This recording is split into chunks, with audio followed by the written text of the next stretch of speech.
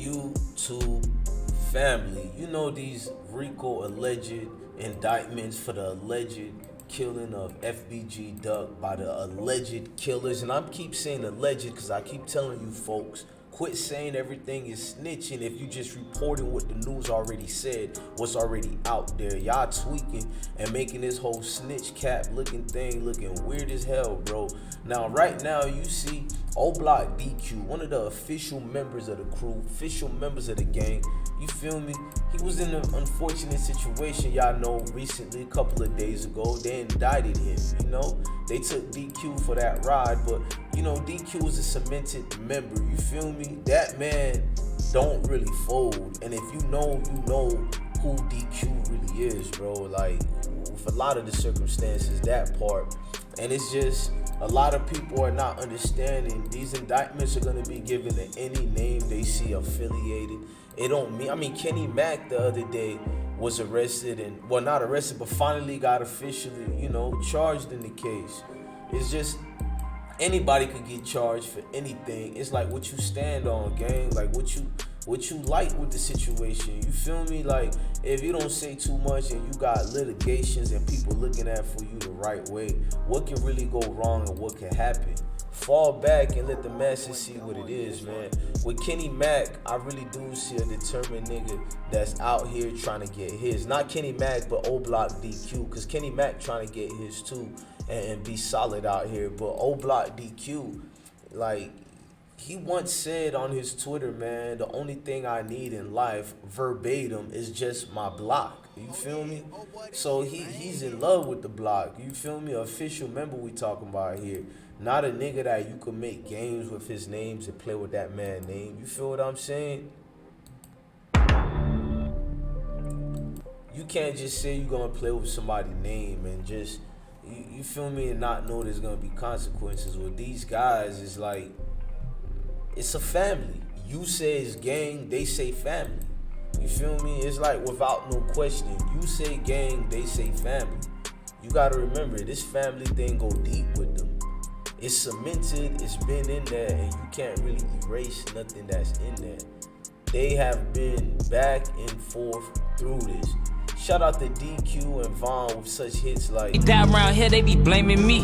See, you won't get the chance to breathe. I hurt you, make you stay inside a curfew. I keep two straps like I'm Urkel. Play with grandson, ain't gon' hurt you. Shoot at the chest, don't miss. We want him stretch. He gone, nigga, who next? He drew a foul and got hit with the tech. Think I'ma show my respect. Funeral, pull up with flowers and gat. His cousin. I mean, hits after hits in the situations what they got going on. They're in tune with their own self. They're in beef with their own self. They don't really see a lot of people out here, nor are they looking for them. For instance, you look at Dirk when he signed the guys. People can say what they want. I see the happiness in that man. I ain't see no haterish. I ain't see no vibes that make me dismiss him as a clown. None of that. I seen a thorough situation where guys trying to look out for each other. They trying to get each other out them, you know, them dirty trenches, bruh. And I'm saying dirty in a complimentary way because I come from them same dirt trenches. You know what I mean? To us, it's a life, it's a home, it's a generation, it's heaven. To everybody else, it's the crumbs of the slum. You feel me? But everybody know what it is with them when it comes like that. It's just what do we do looking at in the play and the totem scales of things. And people don't want to admit to that part. It's always going to be what it is, but it's what you make it. That's the difference, what they don't tell you. You know what I mean? Like when you look at the message when they put, damn, he actually got locked up. I thought he was just questioned. A lot of people thought they were just being questioned. You know what I mean?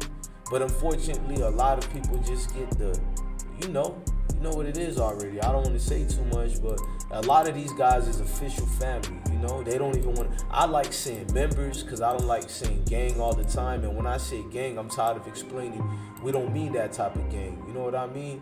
We mean like a family. So instead of just saying all these expedites, we're going to just say it's a family affair of things, bro. Nothing extra, nothing more, no less.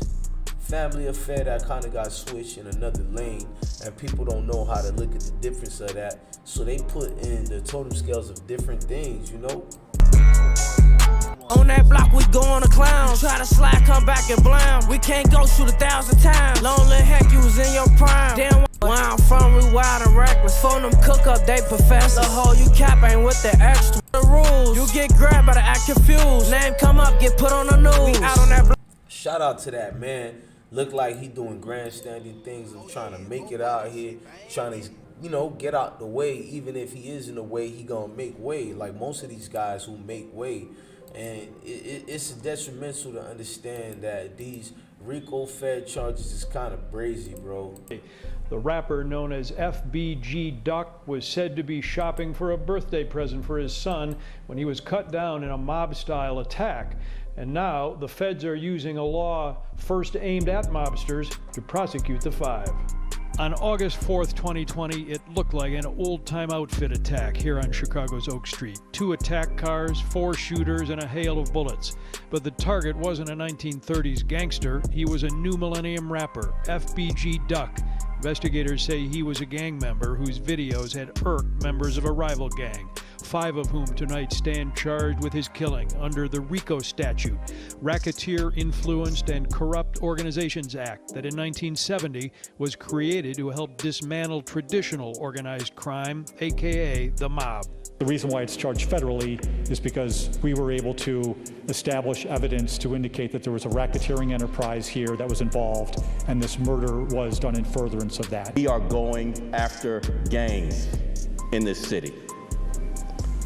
This includes gang investigations, narcotics investigations, and gun investigations. We are working together to hold gang members accountable for violence. Late this afternoon, the I-Team talking with Chicago criminal defense attorney Tony Thedford about what he says is one of the most powerful tools prosecutors have.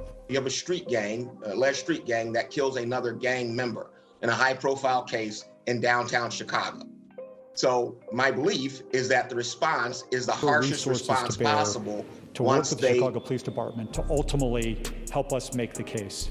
In announcing the indictments, U.S. Attorney John Lausch says this is a federal case because it falls under federal racketeering organized crime statutes. Charged are 30-year-old Charles Liggins, 28-year-old Kenneth Roberson, 22-year-old Christopher Thomas, 22-year-old T. Carlos Offord, and 22-year-old Marcus Smart. The indictment alleges the 5 used social media to brag about their crimes as a way to intimidate rivals and promote their standing within the gang, which operates in the 63rd and King Drive area. But U.S. Attorney Lausch says by using social media, in a way, they set their own trap. There are now 5 people in custody who weren't in custody before. 5 people who were alleged to have committed a murder in broad daylight in the middle of the afternoon in the city of Chicago, okay? And now it's known to them, and it's known to anybody else who might be committing similar acts of brazen violence, right? And who may brag about it or not brag about it, that their day has come.